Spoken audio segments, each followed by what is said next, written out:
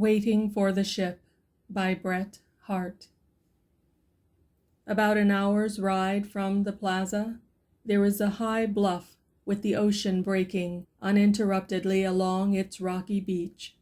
There are several cottages on the sands which look as if they had recently been cast up by a heavy sea. The cultivated patch behind each tenement is fenced in by bamboos, broken spars, and driftwood. With its few green cabbages and turnip tops, each garden looks something like an aquarium with the water turned off. In fact, you would not be surprised to meet a merman digging among the potatoes or a mermaid milking a sea cow hard by. Near this place formerly arose a great semaphoric telegraph with its gaunt arms tossed up against the horizon. It has been replaced by an observatory connected with an electric nerve to the heart of the great commercial city. From this point, the incoming ships are signaled and again checked off at the city exchange. And while we are here looking for the expected steamer, let me tell you a story. Not long ago, a simple, hard-working mechanic had amassed sufficient by diligent labor in the mines to send home for his wife and 2 children.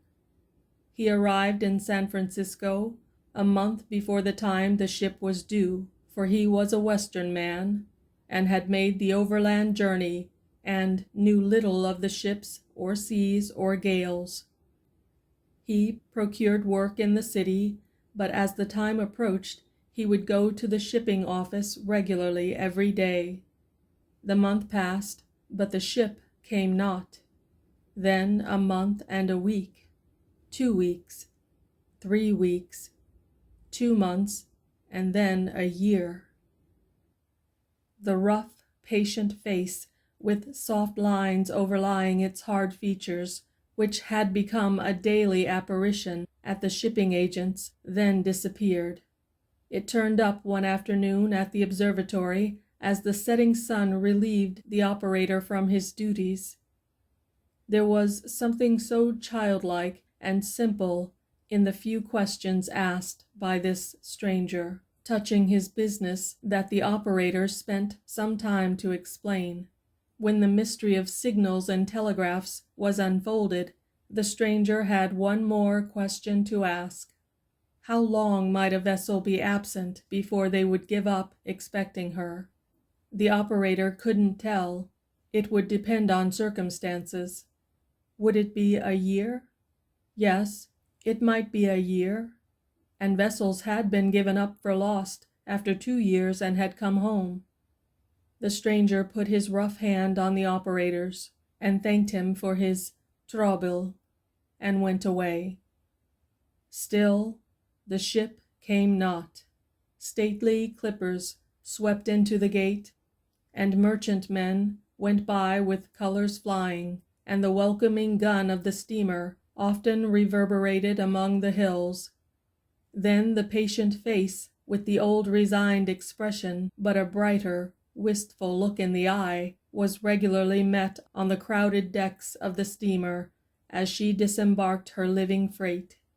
He may have had a dimly defined hope that the missing ones might yet come this way, as only another road over that strange unknown expanse.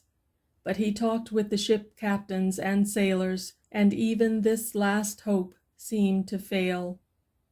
When the careworn face and bright eyes were presented again at the observatory, the operator, busily engaged, could not spare time to answer foolish interrogatories, so he went away.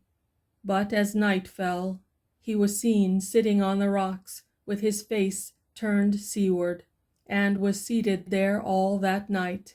When he became hopelessly insane, for that was what the physicians said made his eyes so bright and wistful, he was cared for by a fellow craftsman who had known his troubles. He was allowed to indulge his fancy of going out to watch for the ship, in which she and the children were, at night when no one else was watching. He had made up his mind that the ship would come in at night. This and the idea that he would relieve the operator, who would be tired with watching all day, seemed to please him. So he went out and relieved the operator every night. For 2 years the ships came and went. He was there to see the outward bound clipper and greet her on her return. He was known only by a few who frequented the place. When he was missed at last from his accustomed spot, a day or two elapsed before any alarm was felt. One Sunday, a party of pleasure-seekers clambering over the rocks were attracted by the barking of a dog that had run on before them. When they came up, they found a plainly dressed man lying there dead. There were a few papers in his pocket, chiefly slips cut from different journals of old marine memoranda, and his face was turned towards the distant sea. End of Waiting for the Ship by Bret Harte.